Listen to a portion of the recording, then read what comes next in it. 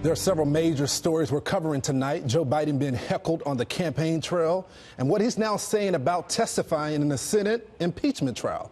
Plus, liberal cities blame President Trump over the growing homeless crisis. But first, a good guy with a gun is being praised for preventing a massacre in Texas. The hero stopping a gunman just seconds after he opened fire in a church, killing 2 people. Local officials and the pastor saying the man saved countless lives.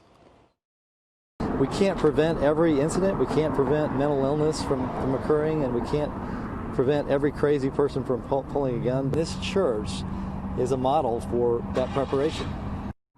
We lost 2 great men today, but it could have been a lot worse. And I'm thankful that our government has allowed us the opportunity to protect ourselves. The man they're talking about is now speaking out after springing into action. I don't see myself as a hero. I see myself as doing what needed to be done to take out the evil threat. And at that point, I didn't have a clear shot because people were standing up. I finally got, about a second later, had a clear shot, and I took the shot. The shooter went down.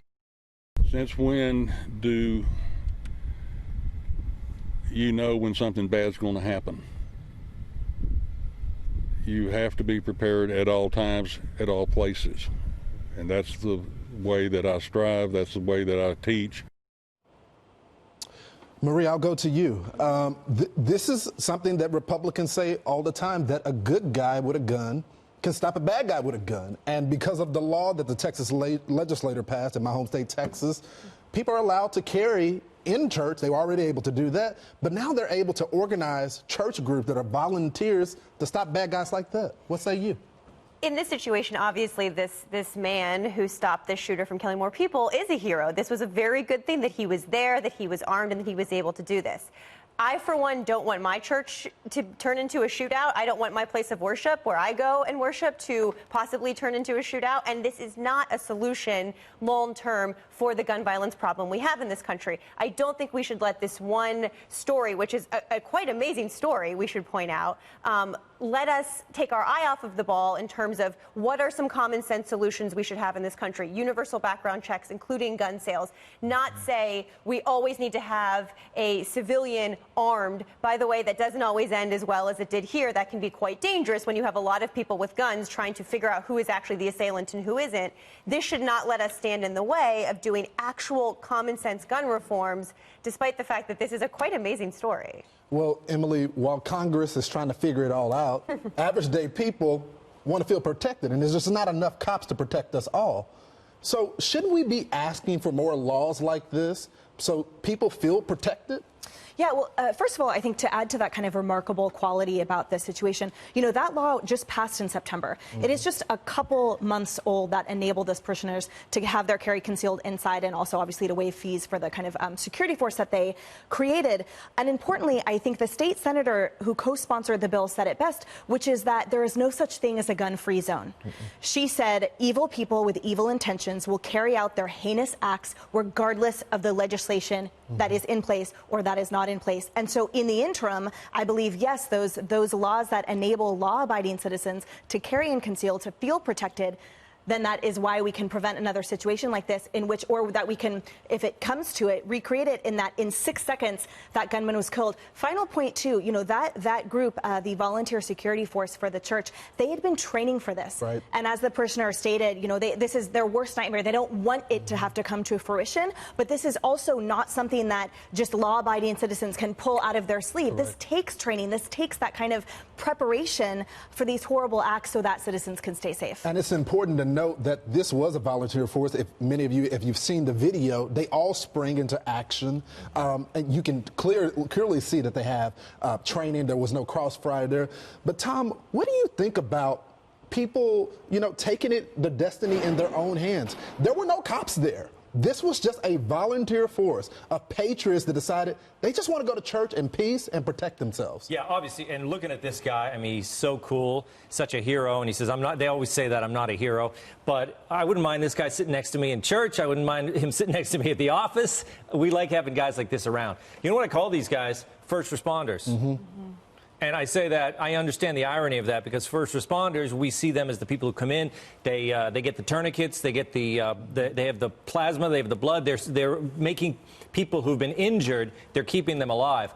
Well, the first responders in this case were very glad that he was a first responder, because there was less carnage there for them to have to take care of. So they thank him for that. So the other thing I love is that the fact we're seeing this guy's face all over the news. Remember in the old days when they always had the shooter up there? Guy. Yeah, and they have the bad guy on the front of the magazine, and they have now we're not showing the shooters as much. I haven't even seen the shooter. I don't know what he looks like. I'm sure we're going to see him, and we'll see the face pop up on social media. But I would much rather see this guy than the shooter on TV. Dr. Safar, I mean, typically we talk about the politics concerning guns and all this, but there's a simple fact here. This wasn't a mass shooting. It could have been a lot worse. The guy was prepared to shoot more people, but these people sprung into action so doctors like you wouldn't have to have a mass crime scene or victims in a hospital.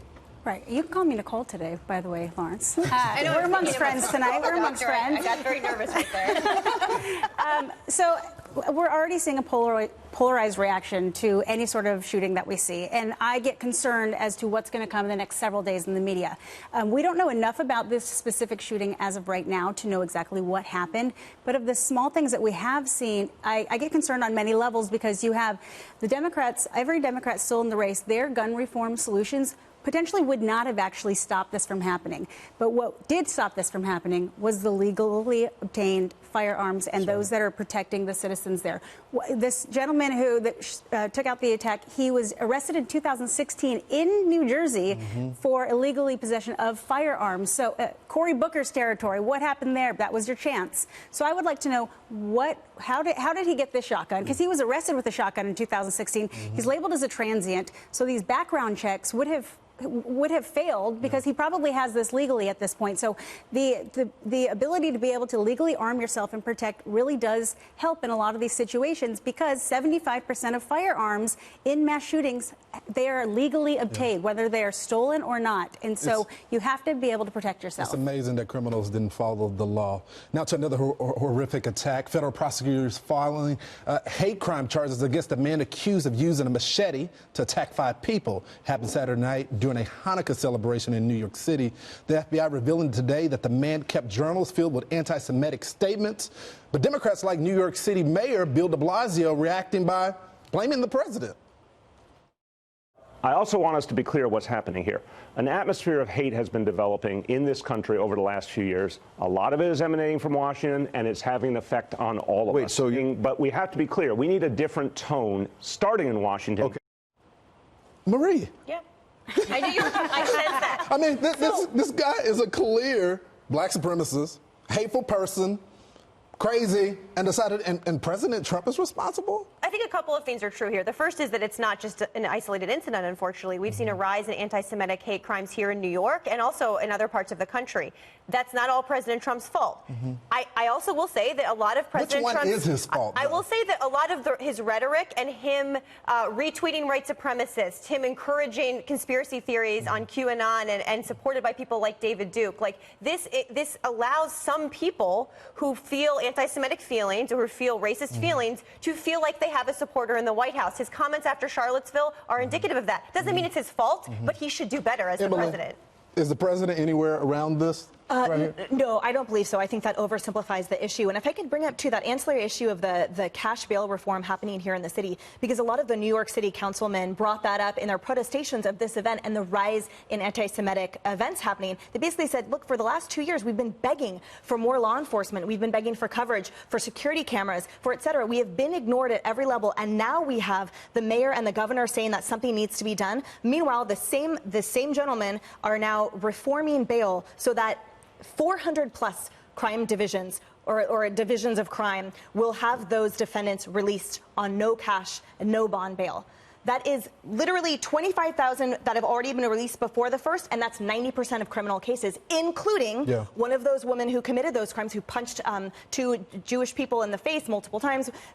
This is absolutely a huge part of the problem, and quick distinction from New Jersey, which gives the judges themselves a bit of discretion. They can take into account public safety, like, for example, this woman who committed that anti-Semitic crime.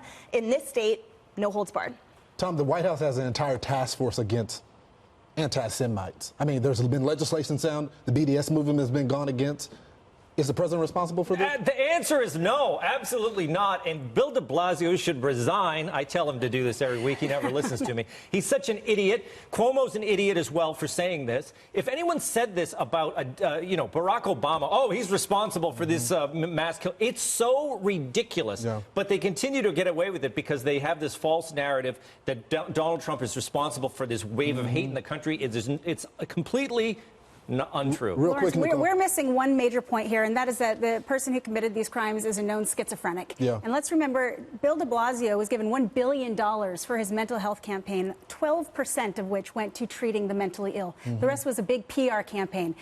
You have to focus on mental illness. Anti-Semitism is rampant, not just in the United States, in the world. It is not the White House's fault. But this is a dual issue.